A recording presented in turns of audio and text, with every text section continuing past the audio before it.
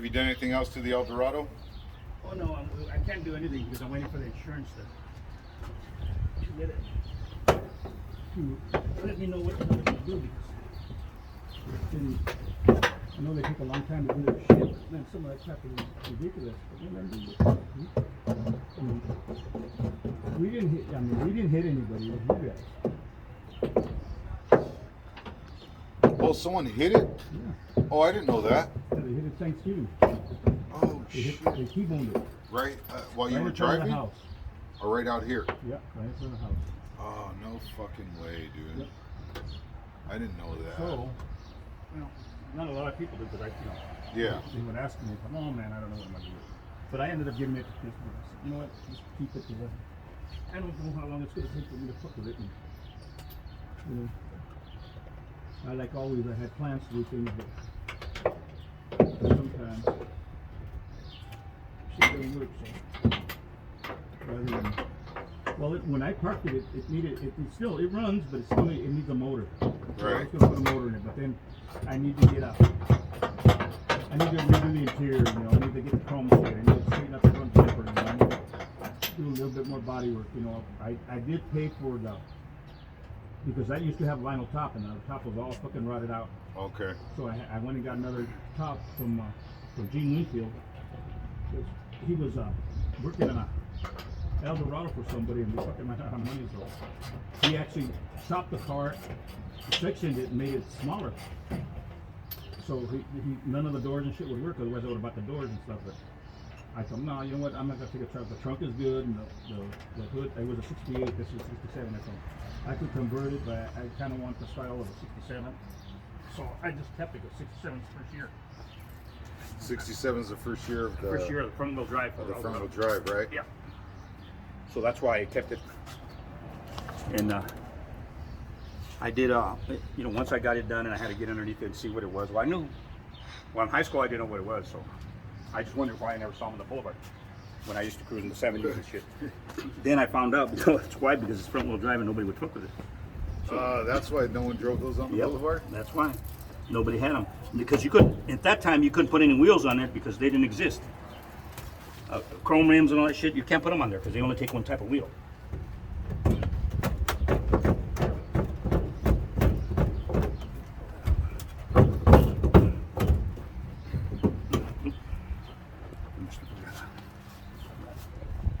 Yeah, they only take one type of style wheel. That's why you can't change the wheels and just, because you can only use that big wheel with a hubcap. Oh. They didn't make hubcap for either because they bulge out so much in the center. So there's no hubcap that fit it.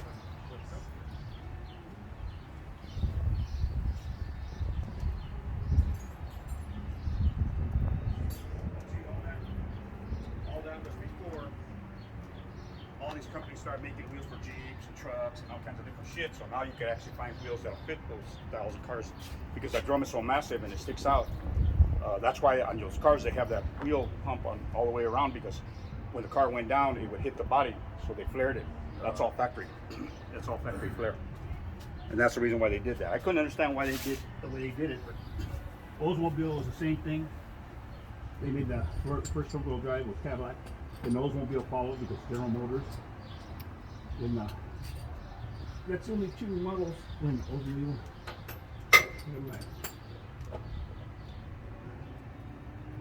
That's only two models that I've seen.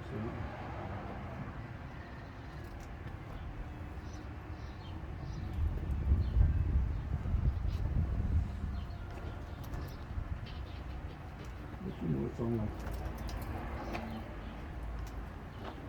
I didn't even know what the hell. But I always liked those cars, the body style. I just didn't know how much trouble it was going to be. But then once I got past everything and started just working on it, it was easy. It just you had to get under there and do everything a little bit at a time.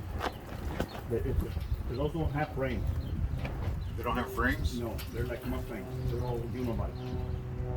They're all the bodies. All the front fender's on bolt. The front hood's on bolt. The doors come off. The trunk lid comes off. But everything else is all one piece. Oh, wow. It's all like one, welded together.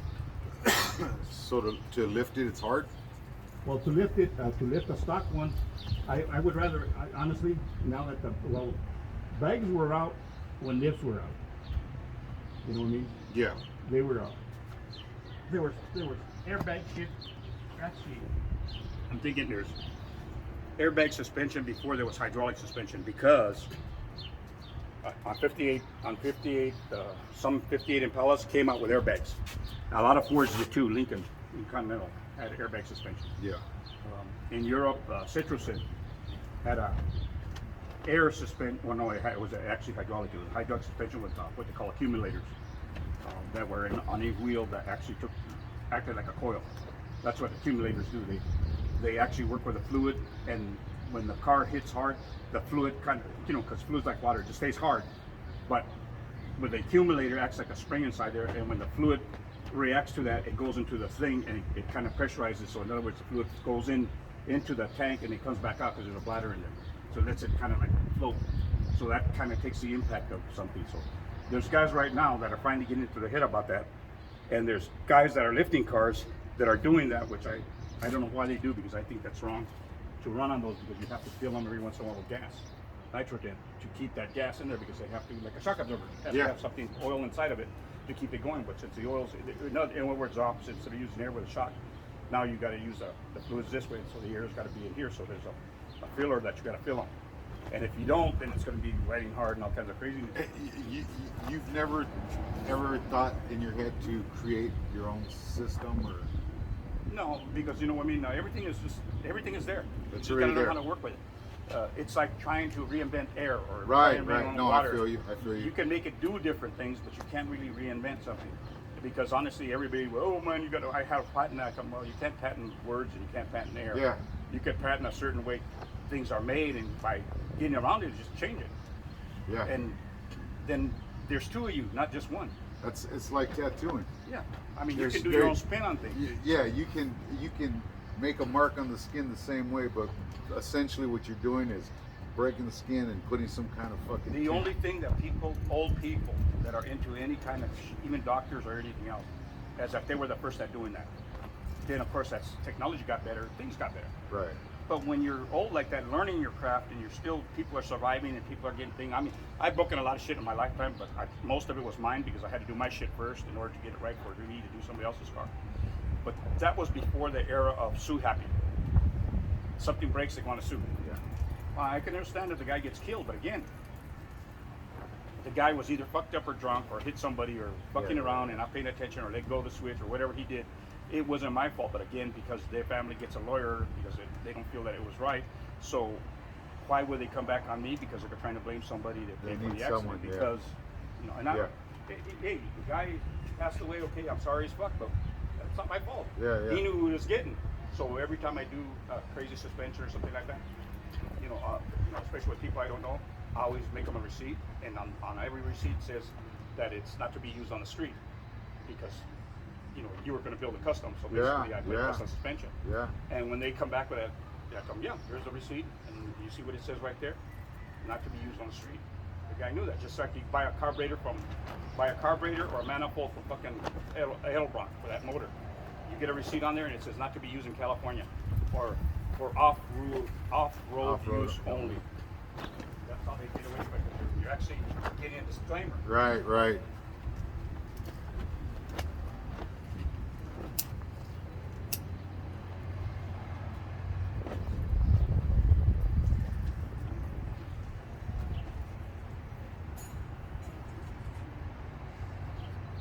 See, back in the 70s and early 80s, guys were guys. Their handshake was their word. They didn't go back on it. They didn't do shit. They were men. They were guys of the word. Now there's so much bullshit because nobody wants to really pay for nothing. Look at these motherfuckers that go order food and walk out. I mean, it's a joke to some people, but imagine if that's your fucking taco stand. Yeah. And I used to have a taco stand, so I know how that is. Yeah. They did it to me. Yeah. You know, so it's not like I used to have a taco stand and a sandwich shop. In the sandwich shop too. Yep. I used to have it in Bell, like in the early 90s, when I was working for a kid place.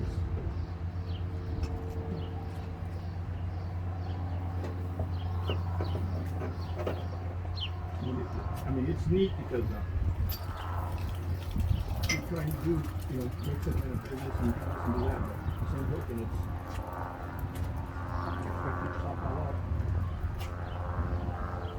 Yeah, for a while there, I was doing legitimate work for people, just putting it up plays. I worked for Coca-Cola for like 12 years. In the 80s.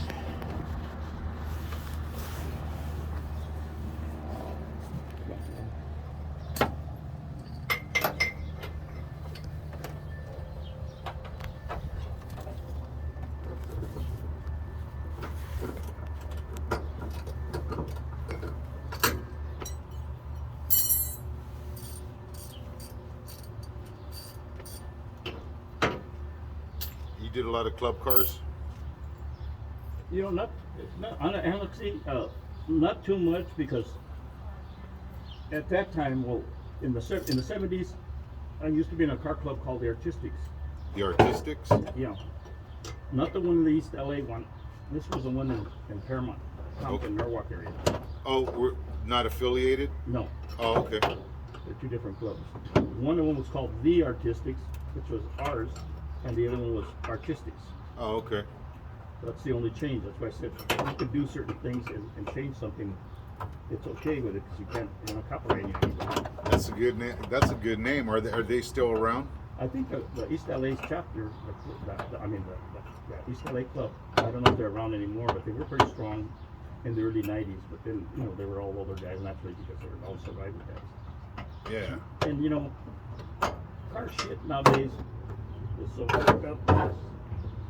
It's so regulated now. I mean, everything's got to be legal. You can't have this, you can't have that. Because so many, like I said, the quality of people is going right now.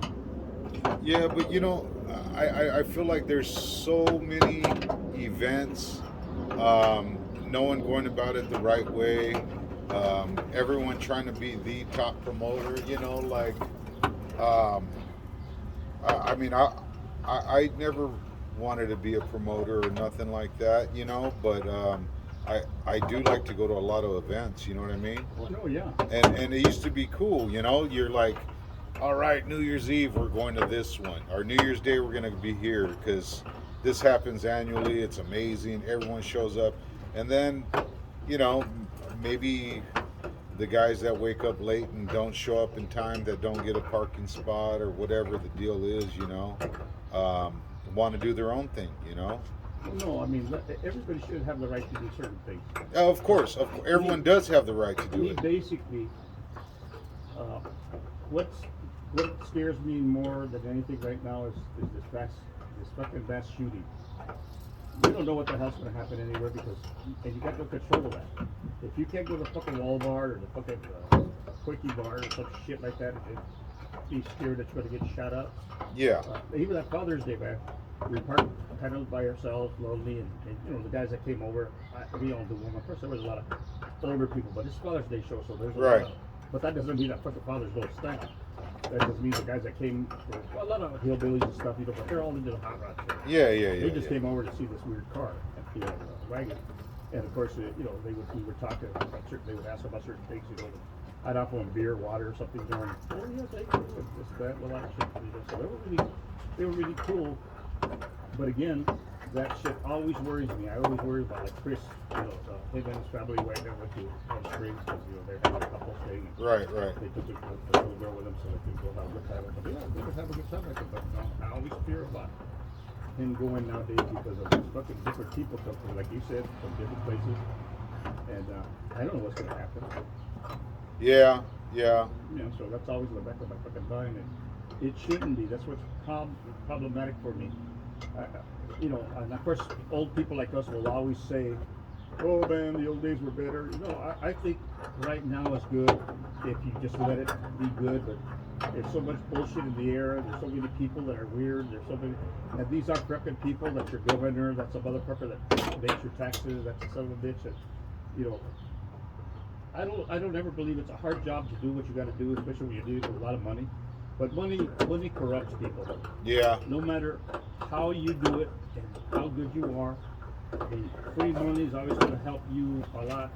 And your first reaction is, well, I need the money because my money will help a lot of people. Dude, it's still corruption. You know. Yeah. So I really don't know what the answer to any of that is. Right. You know, it's hard for me to say